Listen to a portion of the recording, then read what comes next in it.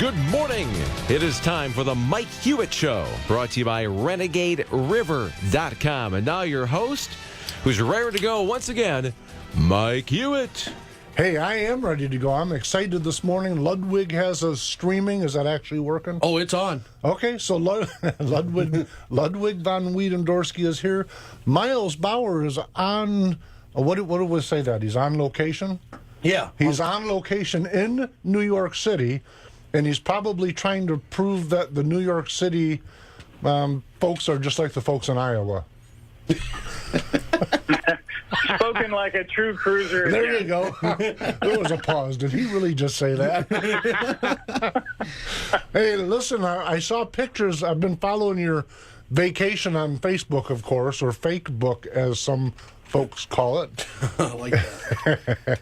And so you were at the Boston Tea Party. Yep. That was very cool. Very, very cool. I went around Boston. I went up to Salem and learned about the witches. And then I headed up to New Hampshire. And then I headed up to Portland, Maine. Okay.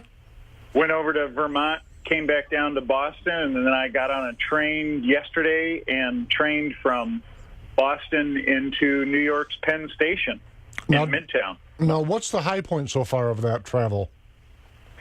I am fascinated that at all these tourist places, or even when you get off the major interstates, you see no Hillary T-shirts, no Hillary bumper stickers, no Hillary buttons. But I did notice that there was either the only time I saw negative Trump T-shirts were in Boston, with the dump Trump. Everywhere else you saw pro-Trump propaganda relative to the form of T-shirts. And when I got off the major interstates, there were a couple different folks that had made homemade Trump signs that they had sitting out in their front yards. You know, one thing on that point, by the way, because I chair 2nd District Republican Committee, and so one of the products I get, or one of the duties, I guess is the word I get out of that, is a lot of folks calling looking for Trump yard signs. And so, and the reason I'm bringing that up right at that point is that every single election cycle, as far as years that I've been involved with actual grassroots volunteering, getting signs in the beginning is always a drama every single cycle.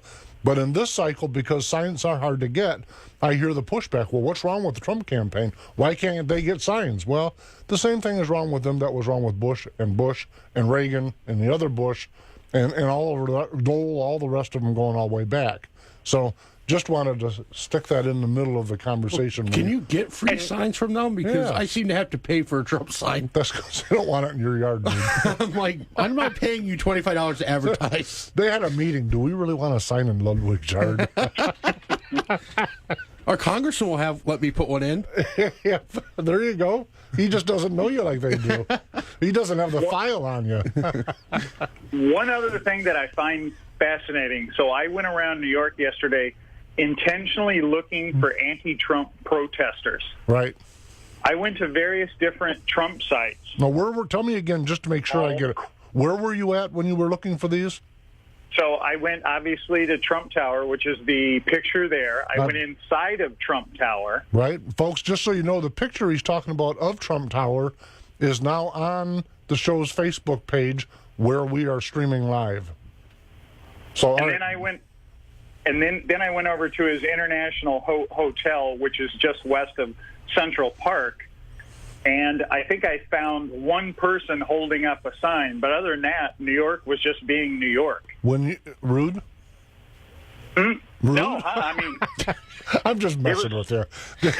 I noticed when you were standing in the picture that we've got on Facebook I stole from you, well, that says on the open to the public, in the face of Trump Tower. So that seems like a pretty open and friendly. I mean, the gigantic letters, they put a lot of dough into making sure people realized it was open to the public. Come on in. And one of the stories behind that, Mike, is that there were so many people out front taking a picture in front of Trump Tower or across the street taking a picture of Trump Tower, that picture came from me holding the camera up over my head so that you didn't have like 17 people in the shot. Now here's the fun part you didn't know about that is that, of course, on iPads you can withdraw your fingers out and and stretch the picture out. I was trying to see you so I could actually do a cut and paste to get a picture of you taking a picture of your, and I couldn't because there were too many other people. So Right. it goes exactly to what you're saying. I couldn't figure out who the heck was actually taking the picture. Yep. And then I went inside, started walking around. As a matter of fact, my son and I had some lunch. There, we had a choice between Trump Cafe or Trump Grill, and my son made the comment about Trump puts his name on everything, doesn't he? And so did you explain to Minnie you about branding? Oh yeah. Oh yeah, and that. But no, it was fascinating. The waitress picked up on the fact that I was a Trumpublican, right?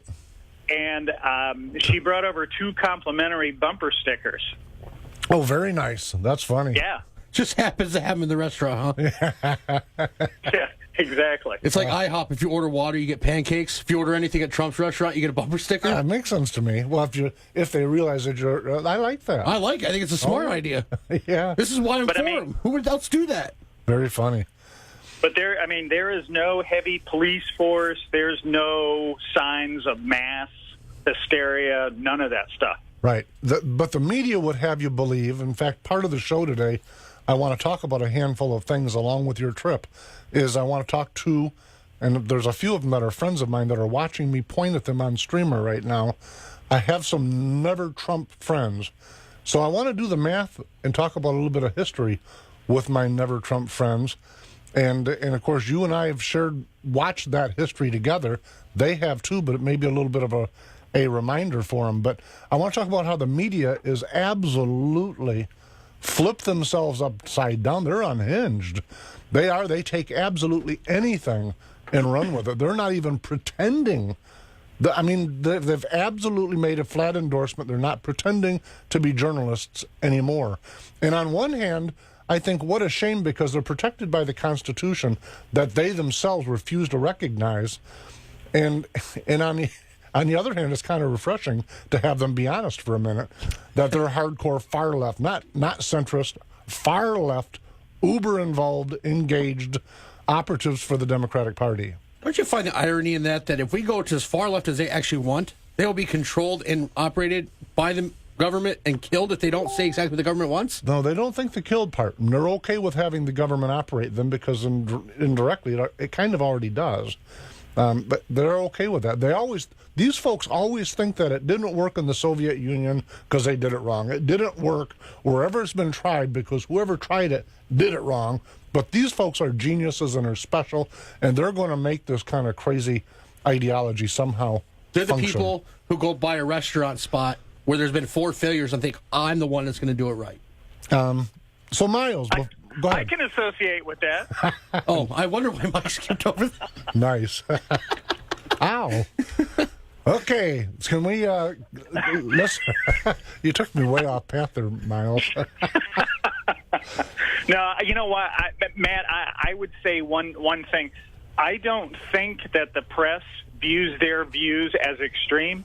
I think that's their worldview. They think their view is normal. They're not seeing this as government control. They're seeing this as I woke up this morning and I brushed my teeth and I went to work. Yeah, because the government isn't escorting to the place yet and everything, going as far as like what China and them would do, right? Mm-hmm. So there's a Yeah, guy, I mean- there's a guy on Facebook, obviously a whole bunch of folks. This particular guy thinks of himself evidently as a libertarian. And he puts a picture on one of those little memes. Is that how you say the word? Yep. And it's a picture of Donald Trump blowing his brains out. It's a highly graphic, vulgar picture. And of course I commented on it. I'm flabbergasted that's become a normal way to look at these things. And by the way, folks, I'd feel the same way. I would feel the same way if it were a picture of Hillary or anybody else. I'm outraged that our society is allowing itself to denigrate to that level. Of course, not all of us. Let me point out again that 90% of the American public didn't bother with the primary, so they're obviously not concerned. Whenever I hear about how divided we are, I say, nah, there's only 10% of us that's divided. The rest of us don't care. But so he's got this picture, shows it, and I commented on it. It's on a public group, if you will, and my comment was outrageously sick. His response: "F Trump."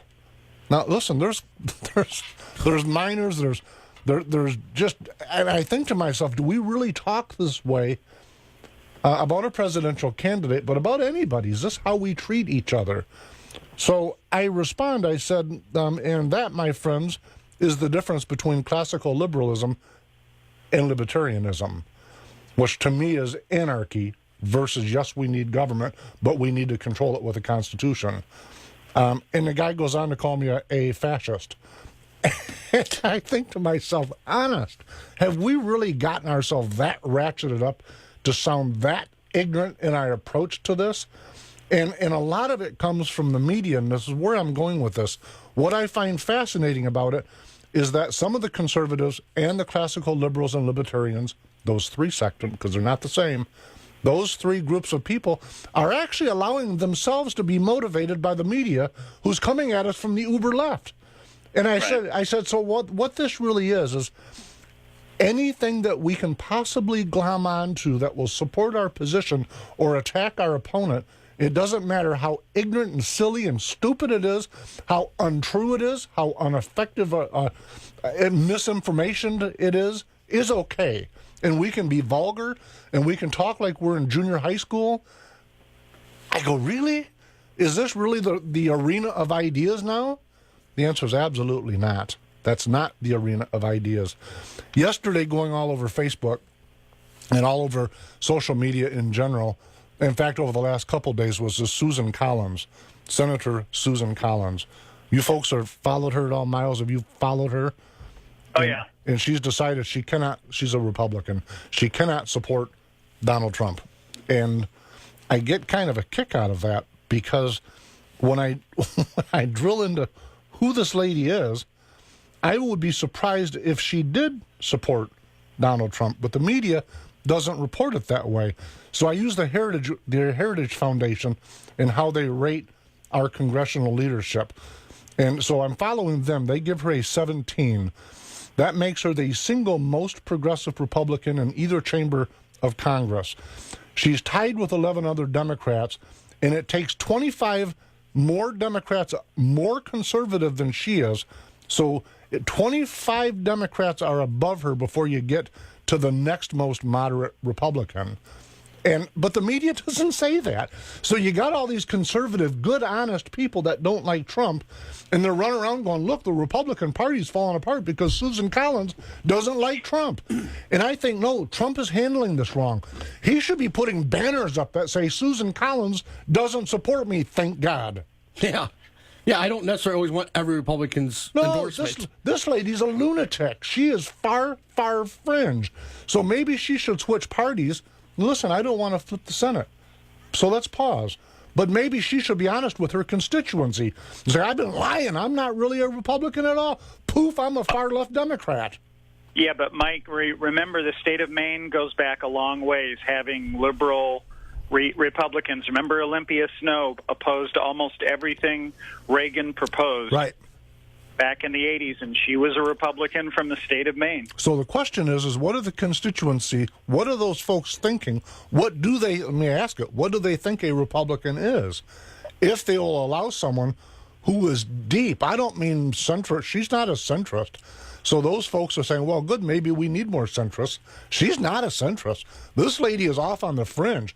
She's got a whole pile of Democrats in Congress that are more conservative than her. But this goes back to what you said multiple times, that in a district, everybody agreed with the one candidate but still voted for the other one. They don't actually know what's going on. You know, I get it for an incumbent, but most of the folks that you're talking about, including your favorite, ran as a conservative. Mm-hmm. Now, this person's not running as a conservative. Maybe she got the chair. And in fact, I use my own verbiage for a second. Maybe there are a bunch of classical liberals up there. And I'm a Jeffersonian. I get it. Maybe that's how she got in, by just strictly walking that tightrope. But then at what point do folks say, you know what, you're really not a classical liberal, you're not a conservative, you're not a libertarian, you're none of those things, you're an uber left socialist? They may not know because you have to go check their record. Maybe that's who they want. They don't care about party politics. Yeah. No, it could be that. Yeah. I don't know. Listen, we've got to go to a break. Brian Thomas is bouncing all over in his chair, trying to get my attention. So we'll come. I wish you could have saw his expression, folks. We'll be right back after these messages. You're listening to the Mike Hewitt Show. Renegade River, guns and ammo, and so much more. Old-fashioned service with surprisingly low prices. On M104 at the top of the new 231 bypass in Utica. Or find us at renegaderiver.com because you deserve it. And the Mike Hewitt Show is brought to you by renegaderiver.com. Into segment 2. Listen, folks, if you're just tuning in, we've got Ludwig von Wiedendorsky, who's got us streaming on the show's Facebook page, and Miles Bauer, who's calling in from downtown New York City. Folks, listen, what I want to do with this segment, if I might, is talk about the fact that the United States, like it or not, is a two-party system.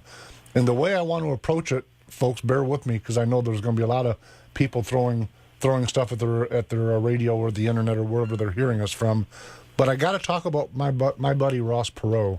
I was not a Parrot Head fan back in 1992, and I haven't changed my position. The man drew 18.9% of the popular vote.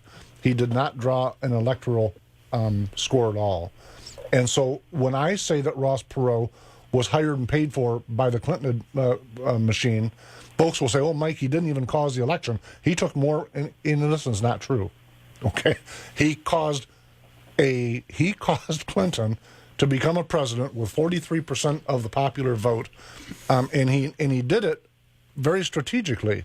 And so bear with me, let me be boring for a minute.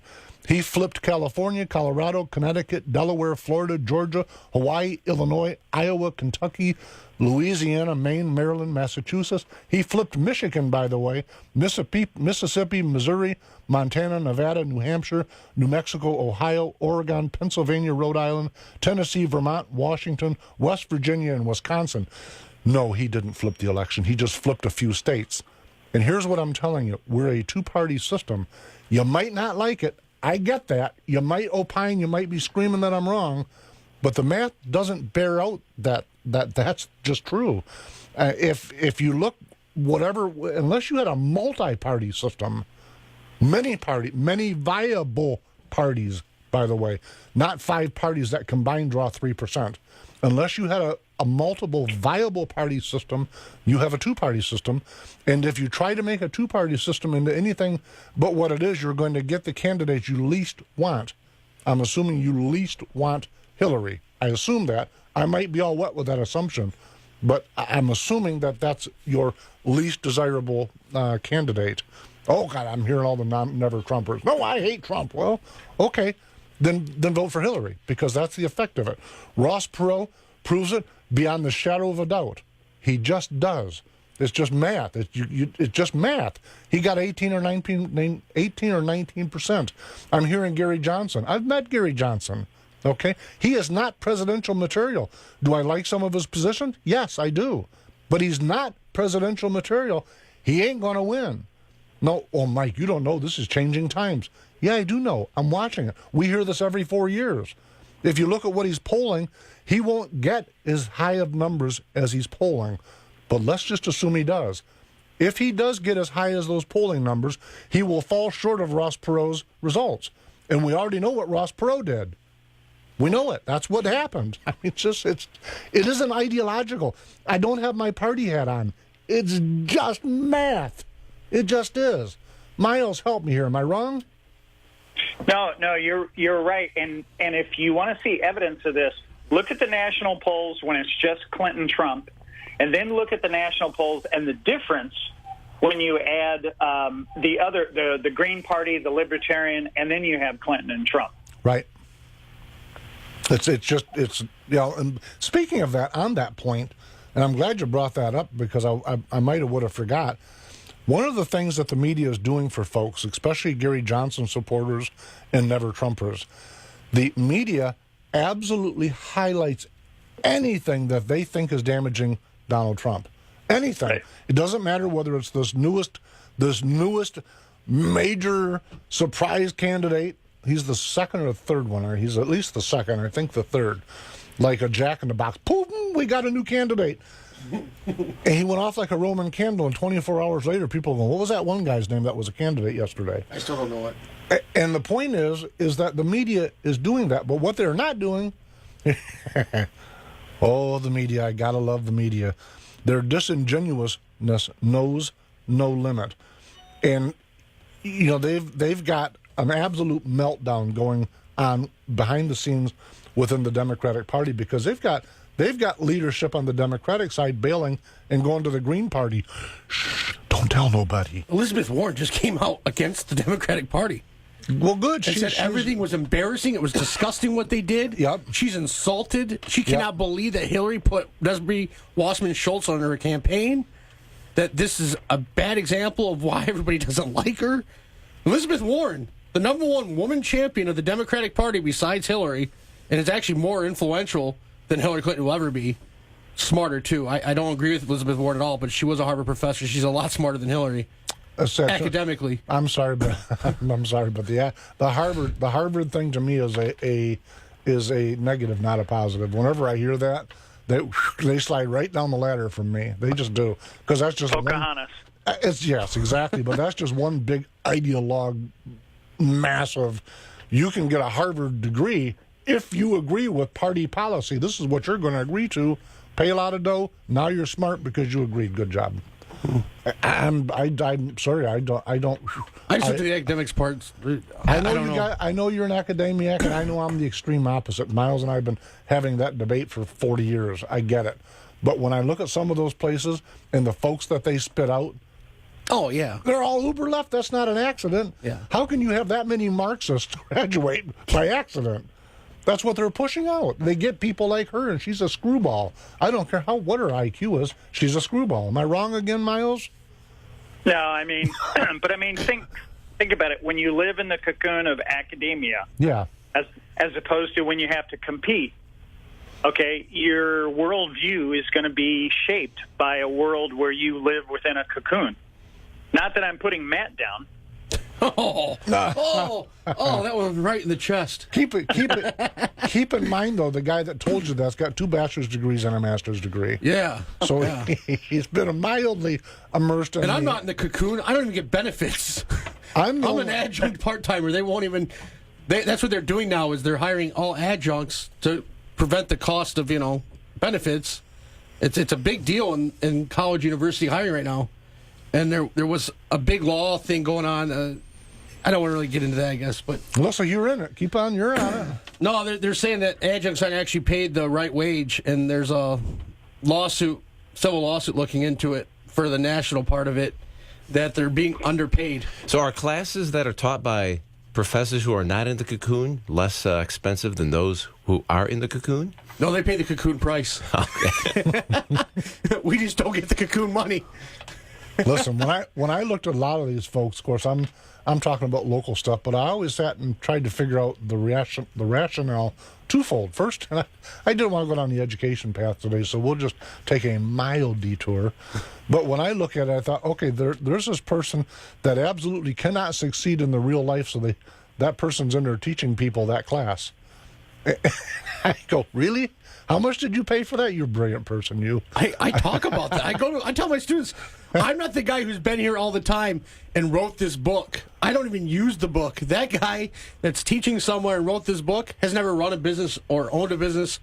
I have. I do. That's what I'm going to teach you. I've never... Yeah, and you know what? I think the net effect of this is that when you get those kids graduating from the institutions and then they get out into the real world and they're in such shock that the world is a completely different place, that I think that's what's leading to some of the issues that we have with some of the younger folks now first coming out into the workforce. When my youngest daughter was going through school, I was in talking with the assistant principal. I was there a lot. I was a single parent at the time. And of course, he left me with 2 messages that day. The first thing he said to me, he says, Mike, this isn't real life in here. Don't you understand that? And that just scares the bejeebers out of me that's how they think. I said, no, that what you're preparing for real life for these young folks. You're supposed to be a partner with parents to make these folks, these young people, so that they can be successful in our society. And that's really, I'm telling you, listeners, that's not the agenda that goes on. And the other thing he said that kind of blew me away is, do you have any more children, or is this all? I said, you really don't want engaged and informed and involved parents, do you? I mean, that was the real message I walked away from. What's funny is I go into the classroom now and I tell the teachers right off the bat, I'm not going to walk in here and tell you it's your fault. I will walk in here and say it is his or her fault, my son or daughter. What did they do wrong? I want to know what is going on. And they look at me like the refresher, like a breath refresher, like, oh, you mean a parent that cares? And I'm like, yeah, email me. I will not be mad at you. They will be the ones in trouble, not you. He says, I really care. Email me or send me a text, okay? I'll get back with you. It's because that's how fast I can get it.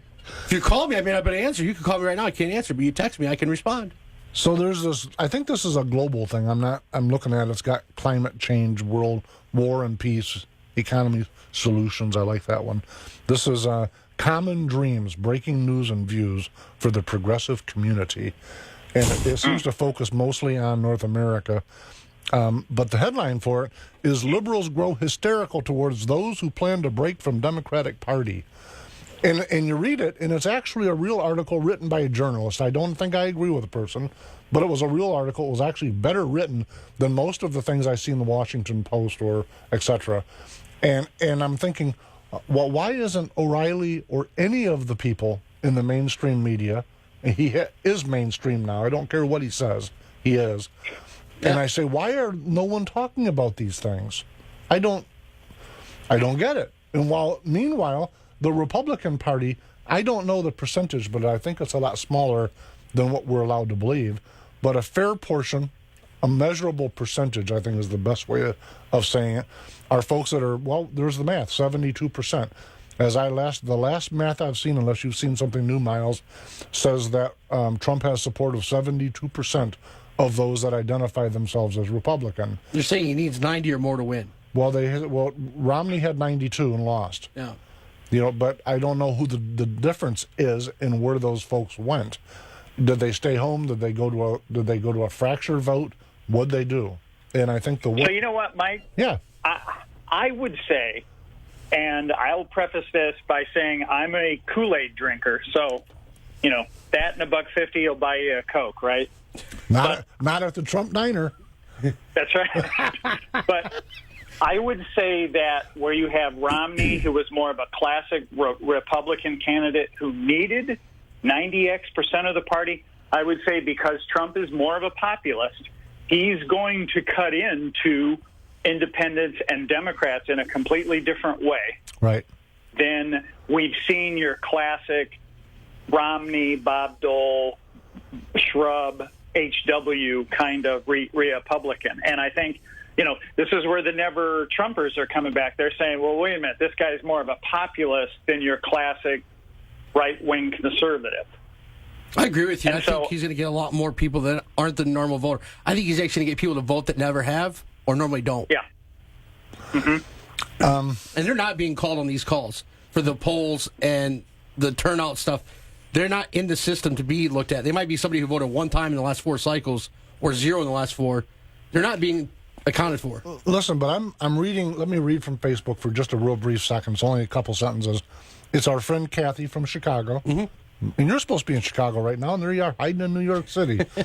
She writes, Mike, great points, honesty matters, and the same can be said about Trump. He threw an R behind his name after the Bill Clinton phone call. I don't know what she means, but I think the implication, and I don't want to put words in her mouth, but I know 2 things. First off, I think there's a lot of folks that are saying that Trump is a liar for individual policies, for policy switches. And by the way, everyone, please understand, I am not a Trump apologist. I'm really not, but I am against Hillary Clinton, and I do like a fair portion of what Trump is saying once I caused and forced myself to listen. Mm-hmm. And I think that's key. But I think that if you and I disagree, and I'll just make it between Ludwig, you and I, so those that can't see us, I'm pointing at Ludwig. If you and I disagree on something, That doesn't make you a liar. It means we disagree on something. You can have a very earnest position and be flat wrong, as you often do. And that seems fair. I wish you could have saw his face. He's going, where the heck did that come from? I know, I was thinking, this isn't the path I thought we were going down. Oh, they were walking down this path together. You just threw me under the bus. Hey, that was fun, though. The point that I'm trying to make, though, is that when you disagree, it doesn't mean whoever you're talking to is a liar. Would you call That your means wife a liar if you disagreed? No, I don't think so. No. Remember, Kim's going to listen tonight. I'd be afraid to. Yeah, no, I don't go to my wife and go, you're a liar because you thought dinner was crap. And you made it. Yeah. And I'm not going to go, well, you're a liar. I loved it. The point is, folks, We just disagree. The point is that you can have an honest disagreement in the arena of ideas. It doesn't mean that the folks you disagree with are evil, or that you want them to blow their own head off, or that you want to tell them all of these graphic. You just have an honest disagreement. That's part of it. But the other part of that function is that the media is having a field day with this. And while I'm watching all of this drama going on, in fact, I got eyebrows raised. I'm down to 60 seconds. What the heck? What I'm reminded of is the last election cycle before we ever dreamed of Donald Trump and all of that. And in the media, we talked about this a lot back then, even on the show. The media would say, okay, here's your front runner, and then they destroy that person. Okay, well, now he's your front runner. And then and listen, I think they did the opposite with this. I think they picked Trump in advance, gave him gobs of airtime. Now, Miles is a Trumpublican. You may disagree with me. I think the media purposefully picked him, believing that they could destroy him in the general election. I think they miscalculated, but I think that was the plan all along. Real quick on Kathy's comment, I think what she's talking about is there's a story out there that Bill and Donald met and made a deal a day or two before he announces the presidency. Yeah. And the deal was you're going to win the primary, Yep. but when you get to the general, you're going to let Hillary win, and we'll make sure you're taken care of. Well, no, it's not confirmed that that's what it is, but that's a theory. Listen, I don't know about that, but I will tell you a little bit about politics, at least from a local level. And I primaried a sitting incumbent, and before I announced it, I went and met with that person, and we sat in a restaurant and talked. These are my reasons why. This is what I'm going to do. This is why I'm going to challenge you. I thought it was, and I don't know what Donald Trump was thinking. I don't know that conversation, but I can tell you that as a candidate, I did the exact same thing.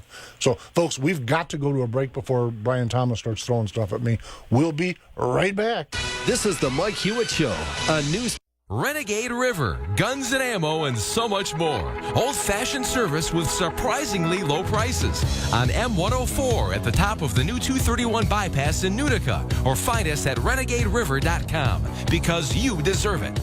And this is the Mike Hewitt Show, brought to you by renegaderiver.com. 3, 2, 1, 0.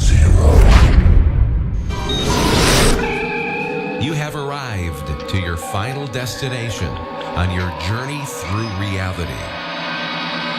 Welcome to the Enigma Report. We've arrived. I like it here. I do. Still not used to that transfer. Listen, what I want to talk about, folks, is kind of a little bit of what we've been talking about, but maybe I want to take it on a little bit more in earnest. And that is in my belief, I think our media is flatly unhinged. I think they're all in, and I think they're bold-faced lying. I don't think that in this case that we're talking about a difference in opinions, like I was discussing in the political vacuum. I think the media is bold-faced lying. I think that they know that they're doing it to deceive. Someone on Facebook writes, the media is working very hard to destroy the fabric of our great nation.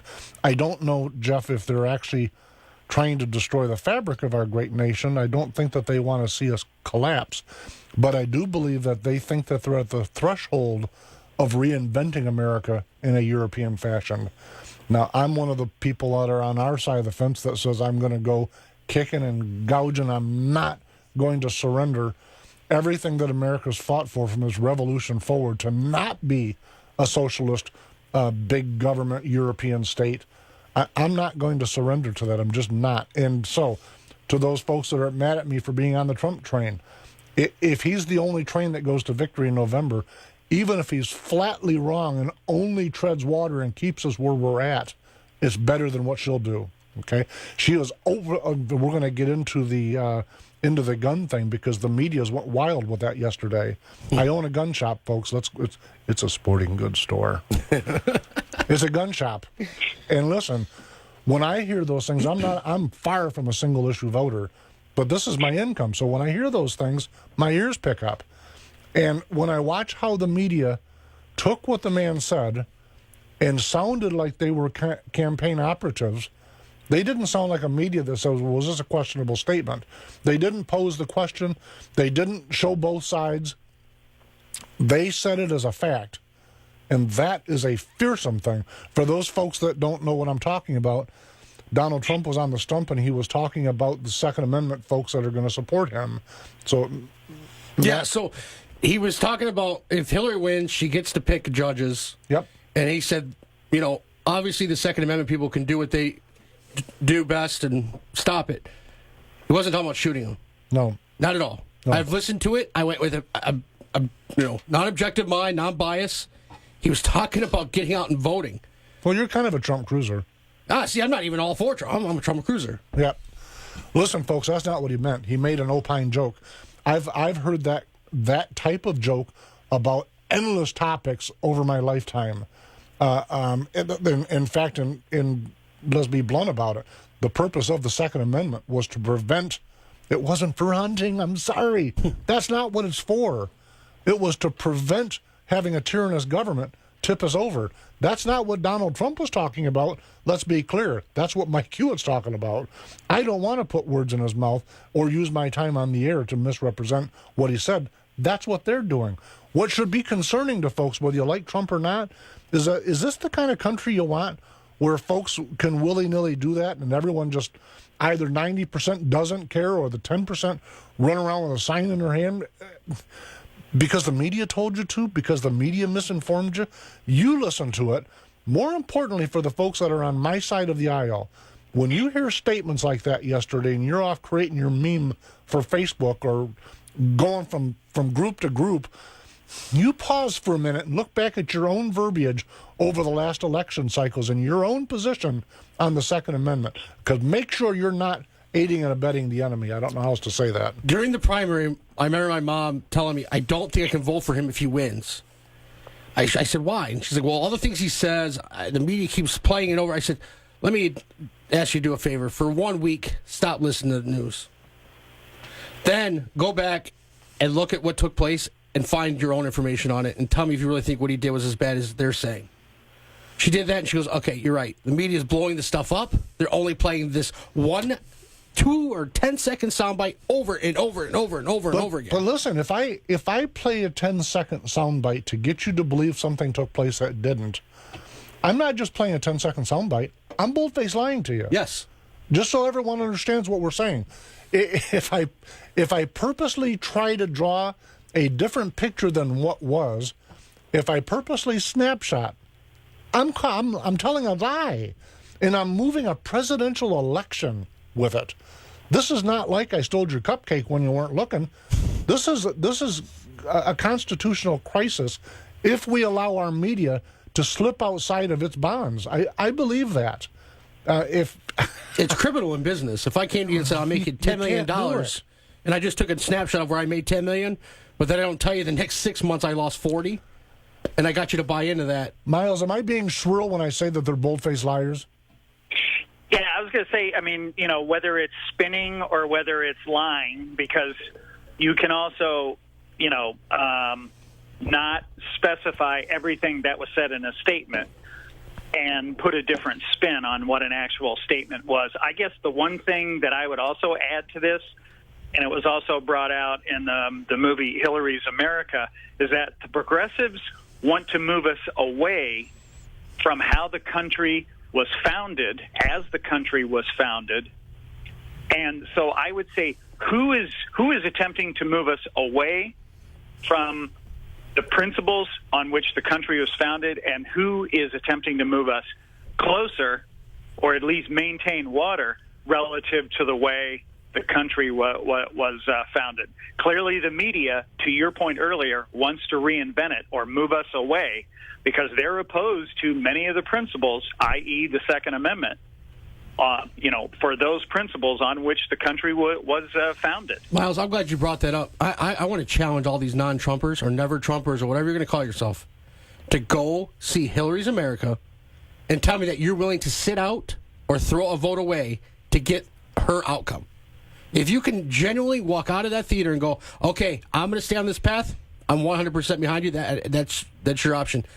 But I went and saw that with my brother, and there's no way I could ever imagine this being the outcome that anybody who's a never-Trumper who voted for Mitt Romney could sit back and watch. I just can't imagine. I challenge you to go see this movie. It will change your mind. There's no way you can possibly think, I'm going to take a stand to have this be your outcome. Ludwig's on fire, I'm telling you. I'm furious about it. Miles, you saw the movie. I haven't yet. What did you think? Is he right? Yeah, I as a matter of fact, I enjoyed it so much, I took my son, my 16-year-old son, to try to begin that whole education process, or at least he understands how his father arrived at the views that he hears from his father. Right. Was he impressed? Yeah, he was saying that he didn't know the last half of the film goes into the whole history of Bill and Hillary from college forward. And he said he had no idea any of that had taken place. And I was telling him, you and I were in Arkansas at the time. We watched it as it happened. It was a fascinating time. But the idea that we embraced it for presidency, and the idea that we were willing to embrace it again, it just suspends. It's outside the bounds of reality. I don't understand that. When I look at her, and I try to see, what does the media see that this is so... And the only thing I can conclude is what I'd mentioned to Jeff, and that's that they're trying to remake America, to Miles's point, your point, the point of the movie. They're trying to remake America, and if she's the only path to segue in that direction, they'll take it. And they're doing... Well, they went to historical moment, too. These journalists, especially the older ones that are... You talking about the gender thing? Oh, yeah. You think that, absolutely. Do you think that's really playing? I don't believe that, by absolutely. the way. We've got the first black president. We're going to have the first woman president. They are looking for history made again. You think that's just history, period? No. I don't think that's all of it. I think exactly what you're saying. Yeah. And that second caveat is this historical event.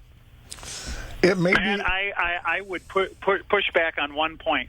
They destroyed Sarah Palin from the word go. Yeah. I think this is ideological. I think they've got a vision for our Union of States that is what I said. I think it's a hard-left, socialistic European state. That's what they want. Oh, yeah. I don't think that anyone looks at... Maybe I'm all wet. I shouldn't say the word anyone. I think a lot of folks see Hillary as an ends to a means. I think even the folks, including the media that are supporting her, forget gender. I think they're plugging their nose and going, okay, she's the only path to keep us heading in the direction that Obama has started. But listen, there's a lot of folks, to our earlier point, that are joining the Green Party and all kinds of other things because they don't care about the gender. They actually want a coherent president that doesn't lie when the truth sounds better. Yeah. Speaking about the gun thing, the Olympics are going on, and Kim Rode is a sharpshooter, and she just went off in the Guardian about Obama and his... Okay, is this the first gold medalist for the United States? No, this one is, she does skeet shooting. She's a sharpshooter, and she won a medal, and she let everybody know that she does 50 to 100 shots a day for practice, and she lives in California, and every time she needs to buy ammo, she's got to go through a background check. Yeah. And that this is ridiculous. It is. It is, but that's part of a greater vision. Yeah. It's not about saving lives. We've done whole shows on that before. Who was the woman that I'm trying to find it on? Here it is. First U.S. gold. Gotta love that girl with a gun. He's giving me the peace sign. I think he means 2 minutes. There's a girl with a gun. It's part of the media hysteria. Yeah. She won the 10-millimeter air rifle. Listen, you guys are sports people, and I'm not, but I've watched a little bit of the Olympics, and I'm a political junkie, and it's filled with politics. Down to the very first gold medalist winner for the United States was a female. Thought it was a gender thing there, Ludwig. She's a female. She won the first gold. They should be running around with fans and clapping like penguins. That's what made it worse. Instead, it's because she did it with a rifle. Yeah. Well, It was the politics actually went before that. reported she was the one gold medalist Hillary did not tweet congratulations to. Evil is what it is. The politics for this in the ceremonies went back to the opening ceremonies when they did an entire 3 or 4 minute thing on global warming. Oh, that was garbage. Oh, it was horrible. I watch the Olympics all day, every day. They're on streaming on my iPad or on the TV. I can't stand listening to the commentators because they're filled with political statements true. also. That's how I looked at it. Number one, first lady out of the gates wins a gold medal. Shh, don't tell nobody because it was a No rifle call from the competition. president, nothing. Listen, folks, find us on Twitter at Talk Mike Hewitt and / The Mike Hewitt Show on Facebook and also themikehewitt.com. Thank you very much for listening to us. Gentlemen, thanks for helping out today. I'll see everybody next Wednesday at 9 p.m. Now, 9 a.m. What am I thinking? I made it through the whole Twitter thing and everything. 9 a.m. next Wednesday, folks. I'll see you then. Thanks very much.